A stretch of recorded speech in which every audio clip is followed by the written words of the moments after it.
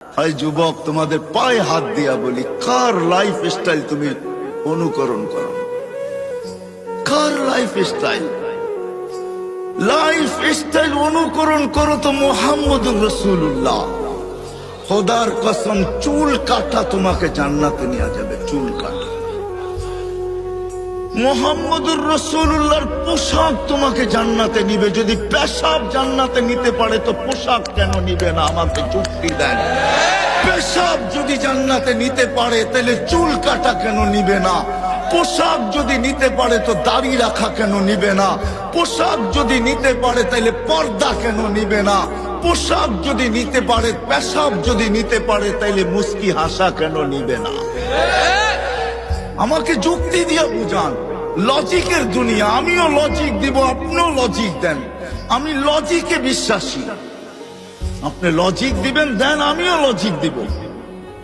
যার পেশাব, যার পচা রক্ত, শিঙা দিয়া বাহির হয়েছে পচা রক্ত, সাহাবীর হাতে দিয়া বলছে যাও নিক্ষেপ করে আসো। অন্তরালে যায়া চাইটা খায়া ফেলছে। ফিরা যখন আসছে তো জিজ্ঞাসা করছে কি করছিস? নিক্ষেপ করে আসছি। বলে কোথায় কোথায়? 2-3 বার জিজ্ঞাসা করছে তো ইশারা দিয়ে দেখাইছে পেটে পেটে পেটে পেটে নিক্ষেপ করে দিছি। বলছে কেন? বলছে সুঘ্রাণ ছাড়া কিচ্ছু ছিল না। সুঘ্রাণ আর সুঘ্রাণ ছিল, মনও মানতে ছিল না। জানি না জিব্বা কখন চেটা খায়া ফেলছে। জিব্বা আমার অবাধ্য হয়ে গেছে, কখন যে চেটা খায়া ফেলছে এটাও জানি না।